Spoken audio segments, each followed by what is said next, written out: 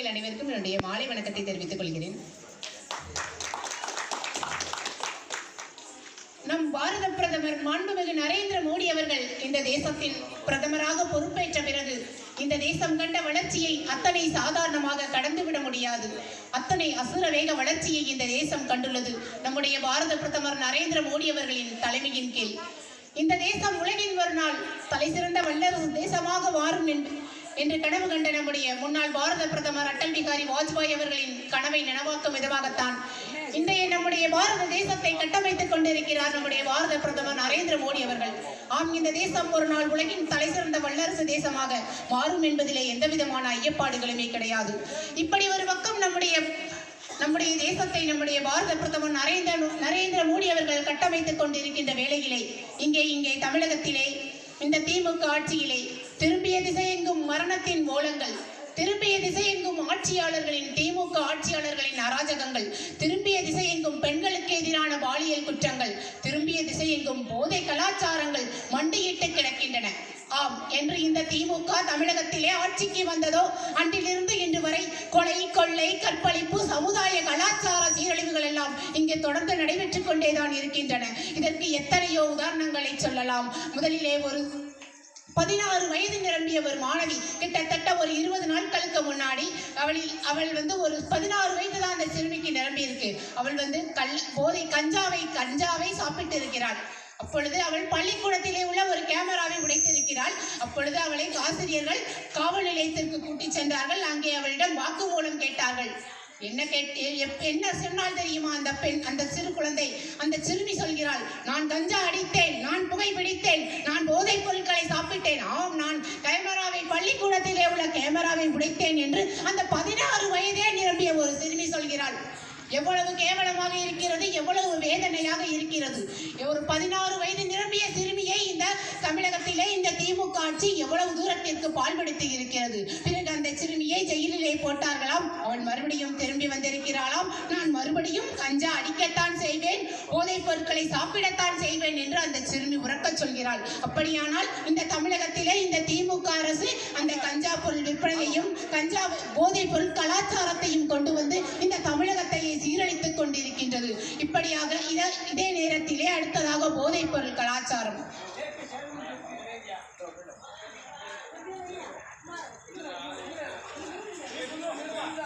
போதைப் பொருள் கலாச்சாரம் முன்பெல்லாம் அரபு நாடுகளில்தான் போதைப் பொருள் கடத்தப்பட்டுள்ளது என்பதை நாமெல்லாம் கேள்விப்பட்டிருக்கிறோம். ஆனால் இன்று இந்த தமிழகத்திலே இந்த திமுக ஆட்சியிலே போதைப் பொருட்களை கடத்துவது யார் என்று கேட்டால் அந்த திமுக அணியிலே நிர்வாகியாக இருப்பவர், அதிலும் அயலக அணியிலே நிர்வாகியாக இருந்த ஜாஃபர் சாதிக் என்பவன் இந்த போதைப் பொருளை கடத்தி இந்த இந்தியாவிலே தமிழகத்தை இந்தியாவையும் தமிழகத்தையும் தலைகுனிய செய்தவன் தான் இந்த ஜாஃபர் சாதிக் என்பவன். அதிலும் 20,000 கோடி அளவிலான அந்த போதைப் பொருளை கடத்தி தமிழகத்தை தலைகுனிய செய்தது இந்த திமுக அரசுதான். அவன் திமுகவின் நிர்வாகி என்பது குறிப்பிடத்தக்கது.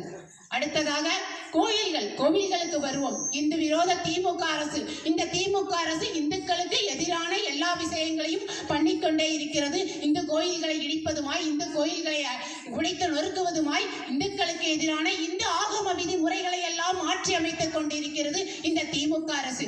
ஆனால் நாம் எல்லாம் அதை பார்த்தும் பார்க்காமலும் கண்ணை மூடிக்கொண்டு மௌனம் சாதிக்கிறோம். ஏனென்றால் இங்கே நம்மை இந்துக்களை ஜாதி வாரியாக பிரித்தெடுத்து விட்டு அவர்கள் மட்டும் அங்கு உல்லாசமாய் இருந்து கொண்டு இந்து மதத்தை அழிப்பதையே குறிக்கோளாய் கொண்டிருக்கிறார்கள். ஒரு அமைச்சர் பேசுகிறார், நான் சரஸ்வதி கோயிலை இடித்தேன், நான் பார்வதி கோயிலை இடித்தேன், நான் லட்சுமி கோயிலை இடித்தேன் என்று தைரியமாக சொல்கிறார். நாம் எல்லாம் என்ன செய்தோம்? வேடிக்கை பார்த்து கொண்டுதான் இருக்கிறோம். இன்னொன்று அந்த சேகர் பாபுக்கு இதற்குத்தான் இந்த இந்து சமய அறநிலைத்துறை அமைச்சர் பதவி கொடுத்தார்கள் என்றே தெரியவில்லை. இந்து சமய அறநிலைத்துறை என்றதே தேவையே கிடையாது. நம்முடைய இந்து மதத்தை அழிப்பதற்காக உருவாக்கப்பட்ட ஒரு துறைதான் இந்த இந்து சமய அறநிலைத்துறை.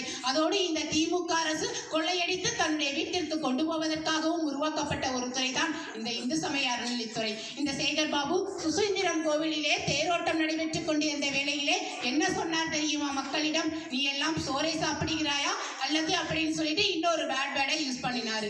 அப்போ இந்துக்களை பார்த்தா இந்த திமுக அரசுக்கு இழிச்சவாயா தெரியுது. இவன் என்ன செஞ்சிருவான் நம்மள அப்படிங்கிற ஒரு ஒரு எண்ணம் அவனுக்கு வருது. அப்போ நாம இந்துக்கள் நாம மௌன சாதிக்கும். இந்து மதம் நம்முடைய மதம் மட்டும் கிடையாது, நம்முடைய கலாச்சாரம், நம்முடைய பாரம்பரியம், நம்முடைய பண்பாடு. ஆம், இது நம் பண்பாடு. இந்த நம்முடைய பண்பாட்டை அடுத்த தலைமுறைக்கும் நாம் எடுத்து செல்ல வேண்டுமானால் நம்முடைய இந்து மதம் காக்கப்பட வேண்டும். அப்படியானால் இந்த திமுக அரசு இருக்கக்கூடாது. நாமெல்லாம் இந்துக்கள் ஒன்று, அதாவது நம்ம கோயில்களுக்கு செல்லும் பொழுது நாம் சாரசாரையா போகிறோம், கோயில்களை சாமியை கும்பிடுறோம். ஆனா நம்ம கிட்ட எந்த விதமான விழிப்புணர்வும் இல்லை.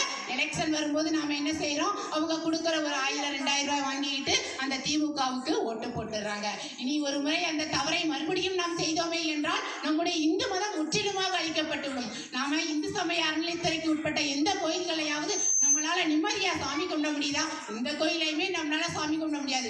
எல்லா இடத்தையும் அடைச்சடைச்சு வச்சிருப்பான். நம்மளாம் கோயிலுக்கு போகும்போது உள்ள போனோம் அப்படின்னா ஒரு அழகான, நம்ம உள்ள போகும்போதே சாமியை பார்க்கணுங்கிற எண்ணத்துல போவோம். ஆனா அங்க நம்ம போனா பார்க்க முடியாது. அடைச்சு வச்சுட்டு இப்படி வழியா விடுவான், இப்படி வழியா விடுவான். ஏன் அப்படின்னா அவனுக்கு காசு வேணும். இந்த இந்து கோயில்களை எல்லாம் அவன் காசுக்காக மட்டும்தான் பயன்படுத்திக்கிட்டே இருக்கிறான். Full and full money mind தான். எல்லா கோயில்களையும் ஏகப்பட்ட கோயில்களை இடிச்சிருக்கான். அது இன்னைக்கு அதாவது ஒரு கோயிலை இடிக்கணும் அப்படின்னா நைட்டோட நைட்டா இடிச்சிட்டு போயிருந்தான். கேட்டா நீதிமன்ற உத்தரவுன்னு சொல்றான். ஆனா இன்னைக்கு திருப்பரங்குன்றத்துல நம்மள தீபம் ஏற்ற விடவே இல்லை. கிட்டத்தட்ட 3வது தடவையா நமக்கு இந்த திருப்பரங்குன்றத்துல தீபம் ஏத்தலாம்னு சொல்லி நமக்கு தீர்ப்பு வந்திருக்கு. ஆனா இன்ன வரைக்கும் நம்மளை ஏத்த விடல. மறுபடியும் மேல்முறையீடு பண்ணியிருக்கான். அவன் எப்படி மேல்முறையீடு பண்ணியிருக்கான்? நம்முடைய காசு, நாம உண்டியல்ல போடுற காசு, அந்த காசை எடுத்து வச்சு அவனே நமக்கு கோடியா நமக்கு எதிராகவே அவன் திட்டமிட்டு பண்றான். நம்முடைய காசை எடுத்து மசூதிகளுக்கும் சர்ச்சுக்கும் கொடுக்குறான். இன்னொன்னு நம்முடைய காசை எடுத்தே நமக்கு எதிராக திருப்பரங்குன்றத்துல தீபம் ஏற்றக்கூடாதுன்னு கோடிக்கணக்கான ரூபாய் அவன் செலவழிச்சிருக்கான். அப்போ நம்ம கிட்ட இந்துக்கள் கிட்ட விழிப்புணர்வு இல்லை. இந்துக்களை பார்க்கும் பொழுது அவனுக்கு இழிச்சவாயா தெரியுது. இந்த இந்து விரோத திமுக அரசை நாம ஓட விரட்டணும். அப்புறம் இன்னொன்னு என்ன அப்படின்னா ஜல்லிக்கட்டை மீட்டெடுத்தது யாரு அப்படின்னா நம்மோட பாரத பிரதமர் மாண்புமிகு நரேந்திர மோடி அவர்கள் தான். அதுல எந்த விதமான சந்தேகமுமே கிடையாது.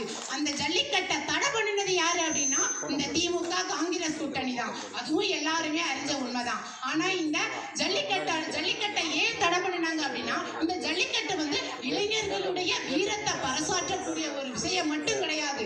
இந்த ஜல்லிக்கட்டு காளைகள் உலகத்திலேயே அதிகமான வீரியம் வாய்ந்தது இந்த நம்முடைய இந்தியாவில் உள்ள, இந்த தமிழகத்தில் உள்ள இந்த ஜல்லிக்கட்டு காளைகள் தான். அப்போ இந்த ஜல்லிக்கட்டு காளைகளை நம்ம அழிச்சிட்டோம் அப்படின்னா நாம வெளிநாடுகள் இறக்குமதி பண்ணிக்கலாம். நம்முடைய இனத்தை, நம்முடைய இந்த ஜல்லிக்கட்டு காளையை ஃபுல்லா அழிச்சிடணும் அப்படிங்கிற ஒரு எண்ணத்துல தான் ஃபீட்டாங்கிற அமைப்பு. இந்த ஃபீட்டாங்கிற அமைப்பு என்ன அப்படின்னா அது அந்நிய செலாவணி, அதாவது ஹவாலா மோசடியில ஈடுபடக்கூடிய ஒரு அமைப்பு தான் அந்த ஃபீட்டாங்கிற அமைப்பு.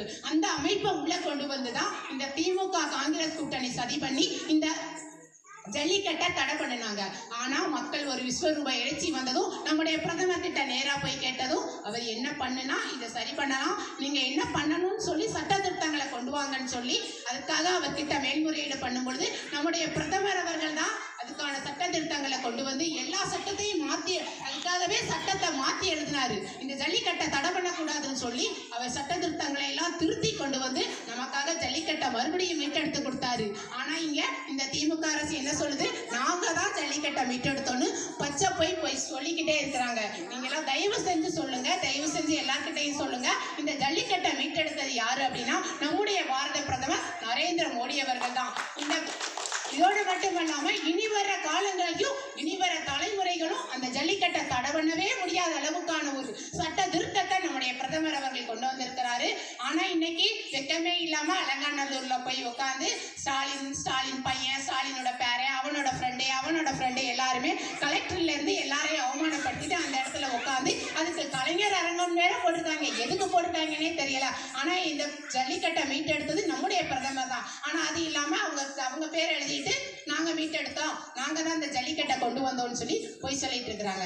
அப்புறம் இன்னொன்னு, நம்மளாம் இப்ப ரேஷன் அரிசி வாங்குறோம் பாத்தீங்களா, அந்த ரேஷன் அரிசி அதாவது ஸ்டேட் கவர்மெண்ட் நம்முடைய தமிழக அரசுல இருந்து 20 கிலோ அரிசி ரேஷன் கார்டுக்கு கொடுத்துட்டு இருக்காங்க. நம்முடைய பாரத பிரதமர் நரேந்திர மோடி அவர்கள் கொரோனா காலத்துல இருந்து இப்போ வரைக்கும் நமக்கு ஒரு 20 கிலோ அரிசி கொடுக்குறாரு. ஆக மொத்தம் 40 கிலோ அரிசி நமக்கு வரணும். ஆனா இன்னைக்கு நாமெல்லாம் எவ்வளவு அரிசி வாங்குறோம்? 20 கிலோ வரும். 20 கிலோலையும் கொஞ்சம் குறைச்சிருவாங்க. அந்த 20 கிலோ அரிசி யாரோடதுன்னா நம்முடைய பிரதமர் அவர்கள் கொடுக்கறது தான். ஸ்டேட் கவர்மெண்ட் கொடுக்குற அந்த தமிழக அரசு கொடுக்குற அந்த அரிசியை அவன் அப்படியே கட் பண்ணிட்டு பிரதமர் கொடுக்குற அரிசியை கொடுத்துட்டு, ஆனா அவன் நம்மகிட்ட என்ன சொல்றான் தெரியுமா? பிரதமர் அரிசியை நிப்பாட்டிட்டாருன்னு சொல்றான். ஆனா பிரதமர் அரிசியை நிப்பாட்டவே இல்லை. இந்த திமுக அரசு, இந்த தமிழக அரசு கொடுக்குற அந்த அரிசியை நிப்பாட்டி, ஒரு ரேஷன் கார்டுக்கு 20 கிலோ அரிசியை அதை நிப்பாட்டிட்டு அப்படின்னா தமிழகம் ஃபுல்லா எத்தனை ரேஷன் கார்டு இருக்குன்னு பாத்துக்கோங்க. அத்தனை ரேஷன் கார்டுக்கும் உள்ள அவ்வளவு அரிசியையும் நிப்பாட்டி அவன் வீட்டுல கொண்டு போய் வச்சுக்கிட்டான். அதுக்கான ரூபாயை ஃபுல்லா அந்த திமுக அரசு அவன் வீட்டுல கொண்டு போய் வச்சுக்கிட்டான். இந்த மாதிரியான ஆனா இப்ப நம்ம வாங்கிட்டு இருக்கிற அரிசி, தயவு செஞ்சு புரிஞ்சுக்கோங்க, நம்முடைய பிரதமர் கொரோனால இருந்து இப்ப வரைக்கும் கொடுக்குற அரிசியை தான் நாம வாங்கிட்டு இருக்கோம். நீங்க ஒவ்வொரு தடவை ரேஷன் கடைக்கு போகும்போதும் உங்க சார்ந்தவங்க கிட்ட நீங்க சொல்லுங்க, நம்ம ஸ்டேட் கவர்மெண்ட் தமிழக அரசு கொடுக்குற அரிசியை திமுக காரன் அவன் வீட்டுக்கு கொண்டு போயிட்டான். அந்த அரிசியோட ரூபாயை நாம சாப்பிட்டுட்டு இருக்கிறது நம்முடைய பிரதமர் போடுற அரிசி தானே, தயவு செஞ்சு சொல்லுங்க. நீங்களும் புரிஞ்சுக்கோங்க, இது நம்முடைய பிரதமர் அவர்கள் கொடுக்குற அரிசி தான். அப்புறம் இந்த தமிழக முதலமைச்சர் ஸ்டாலின் சொல்றாரு, இந்த 1000 ஆண்டு, அதாவது இன்னமும் 1000 ஆண்டுகள் கூட இன்று பேசக்கூடிய அளவிலான ஒரு சாதனையை இந்த 5 ஆண்டுகள்ல செஞ்சிருக்கேன்னு இந்த ஸ்டாலின் வெக்கமே இல்லாம சொல்றாரு. என்ன செஞ்சிருக்காரு? எல்லாம் செஞ்சிருக்காரு. என்ன செஞ்சிருக்காரு? போதைப் பொருள் கலாச்சாரத்தை கொண்டு வந்திருக்காரு. கள்ளச்சாராயத்தை காட்சி வித்து கள்ளச்சாராய மரணங்களை கொண்டு வந்திருக்காரு. பெண்களுக்கு எதிரான துன்பங்களை இழைச்சிருக்காரு. இந்து மத விரோத போக்க கடைபிடிச்சிருக்காரு. ஆமா, இவரோட சாதனையை உலகம் பேசத்தான் செய்யும். என்னன்னு பேசும்? இந்த தமிழகத்தை ஸ்டாலின் என்னும் கொடுங்கோலன் ஆட்சி செய்தான். அவன் ஆட்சி செய்து இந்த தமிழகத்தையே சுரண்டி எடுத்து தன்னுடைய வீட்டுக்குள்ளே கொண்டு போய் வைத்துக் கொண்டான் என்று, இந்த தமிழகத்தை சுடுகாடாய் மாட்டி விட்டான் என்று, இந்த தமிழகம் என்ன, இந்தியா என்ன, உலக நாடுகளே பேசும் அளவுக்கான, அதாவது ஒரு சாதனையா அவர் பேசுறார். உலக நாடுகளே சொல்லக்கூடிய ஸ்டாலின் என்னும் சர்வாதிகாரியை பற்றி உலக நாடுகள் கண்டிப்பாக பேசும். அப்புறம் KN நேருன்னு ஒரு அமைச்சர், இன்னைக்கு அந்த அமைச்சர் நகராட்சித்துறை அமைச்சரா இருக்கிறாரு. அவர் இன்னைக்கு மதுரை மாநகராட்சியில மட்டும் 200 கோடி அளவிலான ஊழலை செஞ்சிருக்கிறாரு. தமிழகம் முழுக்க 2000 கோடி அளவிலான ஊழலை செஞ்சிருக்காரு. அந்த ஊழல் அவர் பண்ணும் பொழுது இன்னைக்கு ED ரைடு அவர் குற்றவாளி தான் நிரூபணமாயிருக்கு. தமிழ்நாட்டில் அவரை கைது பண்ணணும்னு சொல்லியிருக்காங்க. ஆனா கைது பண்ணவே இல்லை. அவரை கைது காவல்துறைக்கு சொல்லியிருக்காங்க. ஆனா அவரை கைது பண்ணல. ஏன் கைது பண்ணல? அவரை கைது பண்ணும்போது நோண்டும் போது அங்க ஸ்டாலின்ல இருந்து உதயநிதியில இருந்து நிறைய அமைச்சர்கள் மாட்டுவாங்க. எல்லா அமைச்சர்களுமே உள்ள போவாங்க. அந்த அளவுக்கான ஊழல்களை நகராட்சியில இருந்து ஊராட்சியில இருந்து உள்ளாட்சி வரைக்கும் அவ்வளவு ஊழல்களை இந்த திமுக அரசு பண்ணியிருக்காங்க. எல்லா இடத்துலயும் ஊழலை தவிர வேற எதுவுமே கிடையாது. அப்புறம் கனிமொழி, இந்த கனிமொழி போன ஆட்சியில எதிர்கட்சியா இருந்தப்போ நான் சாராய ஆலைகளை படிப்படியா நான் மது கடைகளை ஒழிப்பேன், இளம் விதவைகள் இல்லாத மாநிலம், இன்னைக்கு இளம் விதவைகள் அதிகமா இருக்காங்க, நான் இளம் விதவைகள் இல்லாத மாநிலத்தை நாங்க ஆட்சிக்கு வந்தா உருவாக்குவோன்னு பொய் சொல்லி வந்தாங்க. ஆனா இன்ன வரைக்கும் எதுவுமே பண்ணல. எந்த டாஸ்மார்க்கையுமே அவங்க குறைக்க மாட்டாங்க. ஏன் குறைக்க மாட்டாங்க? அவங்க வச்சிருக்கிறது எல்லாமே அவங்க வச்சிருக்கிற சாராய ஆலைகள் தான். அப்போ அவங்க அந்த டாஸ்மாக் கடைகள் எல்லாம் குறைச்சிட்டா அந்த சாராய ஆலை விற்பனை அவங்களுக்கு போயிருமே. கனிமொழிக்கு சாராய ஆலை இருக்கு. அவங்களுடைய குடும்பத்தில் உள்ள எல்லா மேக்சிமம் திமுக நிர்வாகிகளுக்கு அந்த சாராய ஆலைகள் இருக்குது. அந்த சாராய ஆலையை அவன் அழிச்சிட்டான். அந்த டாஸ்மார்க்ல சாராயம் விற்கல அப்படின்னா அந்த சாராய ஆலைகள் எல்லாம் அவங்களுக்கு நஷ்டமாயிரும். அப்புறம் அவங்க எப்படி அதை நிப்பாட்டுவாங்க? இன்னைக்கு அதை பத்தி கேட்டா பதில் சொல்லலாம். நான் அப்படி சொல்லவே இல்லைன்னு சொல்லிட்டு போயிட்டாங்க. அவங்க சொல்ல மாட்டாங்க. ஏன்னா அவங்க இருக்கிற சாராய ஆலையில இருந்து அவங்களுக்கு வருமானம் வரணும். இப்படி மக்களை ஏமாத்தியே குறைச்சிக்கிட்டே இருக்கிறாங்க. இப்படி இன்னும் நிறைய சொல்லிக்கிட்டே போகலாம். நிறைய எல்லா அமைச்சர்களுமே ஊழல் பண்ணின அமைச்சர்கள் தான் இருக்கிறாங்க. இப்போ நம்ம இனிமேற காலங்களையும் நாம விழிப்புணர்வோட செயல்படலை அப்படின்னா நம்முடைய தலைமுறைகளை நம்மளால காப்பாற்ற முடியாது. நம்முடைய தலைமுறைகள் எல்லாம் இல்லாம போயிடுவாங்க. இன்னும் ஒண்ணு சொல்லிக்கிறேன். விக்சித் பாரத், வளர்ச்சியடைந்த பாரதம் அப்படின்னா இந்த தேசத்தை 2047, அதாவது இந்தியா சுதந்திரம் அடைந்து 100வது ஆண்டுல நம்முடைய தேசம் உலகத்தோட வல்லரசு தேசமா இருக்கும் அப்படிங்கிறது தான் நம்முடைய வாஜ்பாய் அவர்கள் கண்ட கனவு. அதனுடைய தொடர்ச்சியா தான் இந்த விக்சித் பாரத் அப்படின்னா கிராமப்புறங்களில் நீங்க 125 நாள் 100 நாள் வேலை திட்டத்துக்கு போவீங்கல்ல, அதை இன்னைக்கு 125 நாளா மாத்தி இருக்கிறது நம்முடைய பாரத பிரதமர் நரேந்திர மோடி அவர்கள் தான். ஆனா இந்த திமுக அரசு ஆட்சிக்கு வரும்போது என்ன சொன்னாங்க அப்படின்னா, அந்த 100 நாள் வேலை திட்டத்தை நான் 150 நாளா மாத்துவேன்னு சொல்லி பொய் சொல்லி ஆட்சிக்கு வந்தாங்க. ஆனா இன்ன வரைக்கும் எந்த விதமான விதமான சத்தமுமே கொடுக்கல, அதுக்கு எந்த விதமான ரியாக்ஷனுமே கொடுக்கல. ஆனா நம்மோட பிரதமர் தான் அந்த 100 நாள் வேலை திட்டத்தை 125 நாளா மாத்தினாரு. இப்ப அந்த 125 நாளா மாத்தும் போது அந்த திமுக அரசுக்கு ஊழல் பண்ண முடியும். இப்ப எல்லாமே டிஜிட்டல் முறையில கொண்டு வந்துட்டாரு. அதனால அந்த திமுக அரசால ஊழல் பண்ண முடியாது. அதனால அவங்களுக்கு பயம். அதனால அவர் பேரை மாத்திட்டாருன்னு கொக்கரிக்கிறாங்க. அவர் பேரெல்லாம் மாத்தவே இல்லை. அந்த திட்டத்துக்கு பேர் என்ன அப்படின்னா தேசிய ஊரக வேலைவாய்ப்பு திட்டம். அது முதல்ல அப்படித்தான் இருந்தது, அந்த பேரே அதுதான். ஆனா அதுக்கப்புறம் இந்த ராஜீவ் காந்தி, இந்த இந்திரா காந்தி இவங்கெல்லாம் வரும்போது அந்த பேரை மாத்தி அவங்க பேரை மாத்திக்கிட்டாங்க. மாத்தி வச்சுக்கிட்டு இன்னைக்கு காந்தியோட பேரை மாத்திட்டாங்கன்னு பொய் சொல்றாங்க. ஆனா மாத்தவே அதனுடைய தொடர்ச்சியை தான் இன்னைக்கு வந்து 100 நாளை 125 நாளா மாத்தி இருக்கிறாரு. நீங்க உள்ள அதாவது இப்ப நீங்க 125 நாள் வேலைவாய்ப்பு திட்டத்துல நீங்க போய் பதிஞ்சு, இப்ப நான் தான் இருக்கேன்னா அதுக்கு நான் போறேன் அப்படின்னா நான் அதுல பதிஞ்சு வச்சிருவேன். எனக்கு வந்து அதுல வேலைவாய்ப்பு அந்த டர்ன் படி வரும். அதுல வரும்போது எனக்கு வேலைவாய்ப்பு வர்றதுக்கு ஒரு 10-15 நாள் எனக்கு லேட் ஆயிட்டு அப்படின்னா அதுல வந்து எனக்கு எவ்வளவு ரூபா தராங்களோ அதுல பாதி ரூபாய் எனக்கு சம்பளமா போட்டுருவாங்க. சென்ட்ரல் கவர்மெண்ட்ல இருந்து என்னோட அக்கௌண்ட்டுக்கே நேரடியாவே மத்திய அரசு பிரதமரோட திட்டத்துல இருந்து நமக்கு கரெக்டா வந்துடும். அப்புறம் வந்து நமக்கு வேலை வாய்ப்புகள் கண்டிப்பா கிடைக்கும். பதிஞ்சு வச்சுட்டோம்னா அதுல கண்டிப்பா கிடைக்கும். அப்படி நம்ம பார்க்கும்போது கரெக்டா 7 நாட்கள்ல நமக்கு அந்த ரூபா வரும். முன்னெல்லாம் உங்களுக்கு 7 நாள்ல வராதுல அந்த ரூபா. இப்போ வந்து கரெக்டா 7 நாள்ல நம்மளுடைய அக்கௌண்ட்லயே போட்டுருவாங்க. அப்புறம் நாம உள்ள போகும்போது கைரேகையோ ஃபீசியலான அந்த டிஜிட்டல் முறையில அந்த சைனை வாங்கிட்டு உள்ள விடுவாங்க.